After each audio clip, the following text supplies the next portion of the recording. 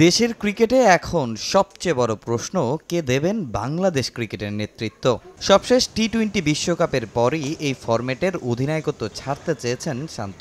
এবার আরও একটা বিশ্বকাপের সামনে লাল সবুজ, তাই নতুন করে আবারও আলোচনায় অধিনায়ক প্রসঙ্গ।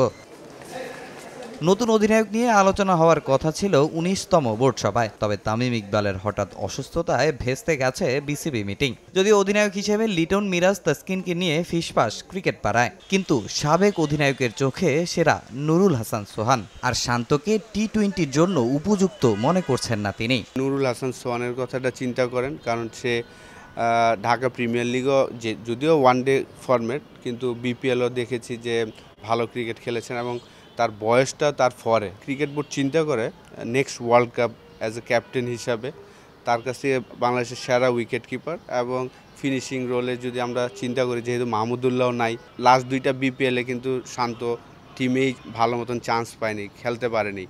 তো সেই জায়গায় তাকে ড্রপ করাটা আমার মনে হয় না যে অত বড় একটা ডিসিশন হবে। সোহানের নেতৃত্বে গ্লোবাল সুপার লিগ জিতেছে রংপুর রাইডার্স। এবারের বিপিএলে টানা জয়ে সবার আগে কোয়ালিফায়ার নিশ্চিত করেছে তার দল। উইকেট কিপিংয়ের সঙ্গে ফিনিশার হিসেবে ব্যাটিংটাও ভালোই করেন তিনি। তবে অধিনায়ক যেই হন, তার সামনে চ্যালেঞ্জ 2026 ভারত শ্রীলঙ্কা টি-20 বিশ্বকাপ। এবারের মঞ্চে একটা গোছানো দল দেখতে চান সাবেক অধিনায়ক, তাই দিয়েছেন পরামর্শ।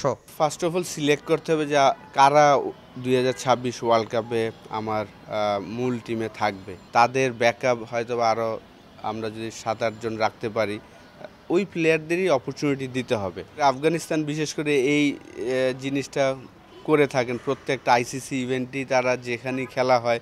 ইন্ডিয়াতে ওয়ার্ল্ড কাপ দেখেছিলাম, অজয় জাদেজাকে নিয়েছিলেন, ওয়েস্ট ইন্ডিজে তারা ব্রাভোকে নিয়েছিলেন। ওই টিমটা কিন্তু আইসিসি ইভেন্টে তারা ভালো করেন। তো আমরাও এই ধরনের চিন্তা ভাবনা করতে পারি। এদিকে পাকিস্তান সুপার লিগে লিটন রিশাদ পেলেও জিম্বাবুয়ে সিরিজের কারণে পুরো মৌসুমের জন্য ছাড়পত্র পাননি নাহিদ রানা।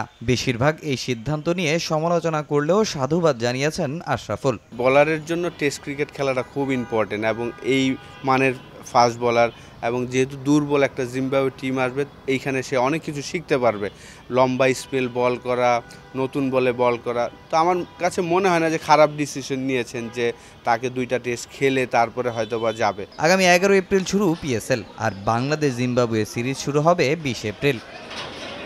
তামিম হোসেন, সময় সংবাদ, ঢাকা।